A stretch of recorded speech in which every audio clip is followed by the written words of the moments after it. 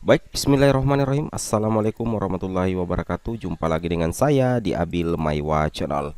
Jadi teman-teman, channel ini merupakan channel pendidikan tempat kita berbagi tentang aplikasi pendidikan, Microsoft Office, serta tips dan triks komputer. Jadi pada video kali ini Bapak Ibu ya, kembali lagi kami akan membahas sebuah informasi penting yang harus diketahui untuk semua peserta P3K Guru tahun 2022. Yang mana kami akan membahas sedikit di sini terkait ketentuan pelamaran dan pembuatan akun SSCASN P3K 2022. Yang mana kita ketahui bersama bahwa untuk peserta P3K Guru 2022 itu terbagi dua Bapak Ibu ya. Ada pelamar prioritas dan tentunya pelamar umum. Dan siapa saja yang tidak perlu membuat akun dan siapa saja yang wajib membuat akun. Jadi bagi rekan-rekan guru yang belum subscribe channel ini, silahkan tekan tombol subscribe dan aktifkan lonceng notifikasinya. Baik, kita langsung to the point saja ke informasinya Bapak Ibu ya. Di sini kita ketahui bersama bahwasanya ada beberapa kategori Bapak Ibu ya yang mengikuti seleksi P3K Guru tahun 2022, mulai dari guru THK 2 sampai guru swasta dan pelamar umum Bapak Ibu ya.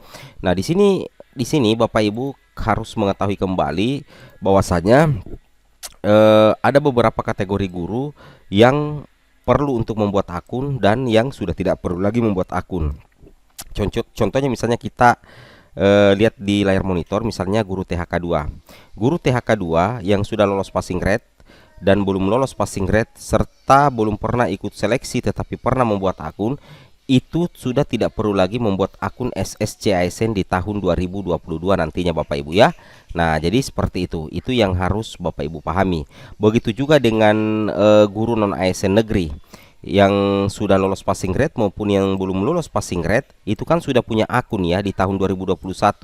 Makanya nantinya di tahun 2022 itu tidak perlu lagi untuk membuat akun lagi Bapak Ibu ya, seperti itu. Nah, di sini kita bisa cek bersama Bapak Ibu ya. Informasi resminya tentunya ada di Permenpan RB tahun 2000 nomor 20 tahun 2022 Bapak Ibu ya. Ini menjadi rujukan kita sekaligus payung hukum untuk membahas konten ini. Jadi kita langsung menuju ke pasal 22 Bapak Ibu ya. Nah, di pasal 22 itu apa namanya, membahas secara detail ya terkait pelamaran P3K Bapak Ibu ya. Jadi membahas terkait pelamaran P3K guru. Nah, di sini Bapak Ibu bisa lihat sendiri ya di pasal 22 ayat pertama.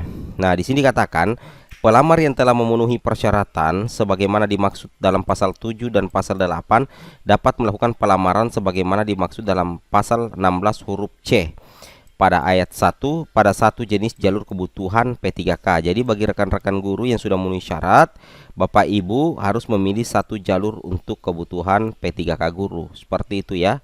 Itu yang harus Bapak Ibu pahami sekalian. Nah, di sini dikatakan pelamar sebagaimana dimaksud pada ayat 1 hanya dapat melamar pada satu instansi daerah dan satu kebutuhan jabatan. Jadi nantinya di P3K 2022 Bapak Ibu itu hanya bisa diperbolehkan untuk mendaftar di satu instansi dan tentunya hanya boleh melamar satu kebutuhan jabatan saja. Nah, tidak boleh lebih dari satu, seperti itu Bapak Ibu ya. Nah, di ayat 3 inilah yang paling penting ya Bapak Ibu ya.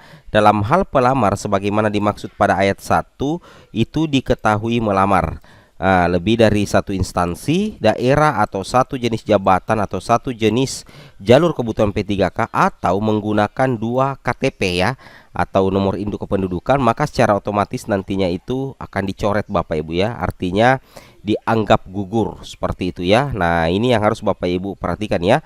Tidak boleh menggunakan 2 KTP sekaligus ya. Harus menggunakan satu saja nomor identitas. Karena kalau melanggar dari salah satu poin ini di ayat 3 bagian A dan B, maka secara otomatis nantinya Bapak Ibu itu akan dinyatakan gugur, seperti itu ya. Nah, kemudian di sini dilanjutkan di pasal 23 Bapak Ibu ya. Di pasal 23 ayat 1, pelamar sebagaimana dimaksud dalam pasal 22 itu mengajukan lamaran Bapak Ibu ya secara daring melalui SSCASN dengan terlebih dahulu membuat akun dan disertai dengan proses pengunggahan dokumen yang dipersyaratkan secara elektronik. Jadi nantinya yang membuat akun ya, yang perlu membuat akun SSCASN adalah pelamar umum Bapak Ibu ya. Pelamar umum yang belum pernah ikut seleksi di tahun 2021. Nah, karena kalau guru honorer yang sudah lolos passing grade atau tidak lolos passing grade itu tentunya sudah pernah membuat akun, atau Bapak Ibu sudah pernah membuat akun. Intinya kalau sudah ikut seleksi di tahun 2021, Bapak Ibu itu tidak perlu lagi membuat akun ya. Bapak Ibu itu tidak perlu membuat akun karena secara otomatis nicknya itu akan terdeteksi ganda kalau Bapak Ibu membuat akun kembali, padahal di tahun 2021 Bapak Ibu sudah buat akun. Nah, seperti itu ya.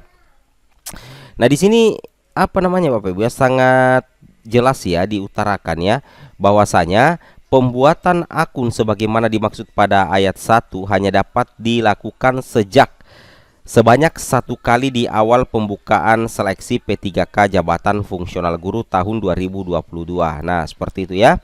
Kemudian di sini di ayat ketiga itu dipertegas lagi Bapak Ibu ya. Dipertegas lagi di ayat ketiga bahwasanya pelamar prioritas 1 sebagaimana dimaksud dalam pasal 5 ayat 1. Jadi untuk ayat ketiga, pembuatan akun sebagaimana dimaksud pada ayat 1 dikecualikan bagi pelamar sebagai berikut. Pelamar prioritas 1 sebagaimana dimaksud dalam pasal 5 ayat 1 huruf A. Jadi intinya semua pelamar prioritas 1 itu tidak perlu lagi membuat akun SSCASN. Saya ulangi, semua pelamar prioritas 1 tidak perlu lagi membuat akun SSCASN. Kemudian yang kedua yang tidak perlu membuat akun lagi adalah pelamar yang telah memiliki akun pada seleksi tahun 2021. Jadi semua peserta P3K Guru tahun 2021 yang pernah membuat akun di tahun 2021 itu tidak perlu lagi membuat akun di tahun 2022. Nah, itu bahasa sederhananya Bapak Ibu ya. Jadi semua pelamar yang telah memiliki akun di tahun 2021 maka tidak perlu lagi membuat akun di tahun 2022. Cukup Bapak Ibu login menggunakan user dan password di tahun 2021 untuk login di SSCASN tahun 2022. Nah, seperti itu Bapak Ibu ya. Jadi untuk pelamar yang dimaksud ayat 3 huruf B dapat melakukan pembaharuan data dan mengajukan lamaran menggunakan akun yang telah dimiliki. Ada yang bertanya Bapak Ibu ya, ada yang bertanya apa maksud dari pembaharuan data. Nah, pembaharuan data ini ditujukan untuk pelamar yang telah memiliki akun pada seleksi tahun 2021. Berarti tidak perlu buat akun lagi, cukup perbaharui data yang ada di akun SSCASN. Jangan sampai ada kesalahan data, itu bisa diedit ulang dan diperbaiki kembali, atau ada tambahan data yang perlu dimasukkan di data individu Bapak Ibu di SSCASN, itu bisa diperbaharui Bapak Ibu ya melalui login akun 2021 itu login ke akun 2022. Nah, seperti itu ya Bapak Ibu ya. Jadi apa namanya ya, sudah cukup jelas ya informasi yang kami sampaikan Bapak Ibu ya. Oke, mungkin cukup sampai di sini informasi terbaru dari kami. Semoga bermanfaat. Assalamualaikum warahmatullahi wabarakatuh.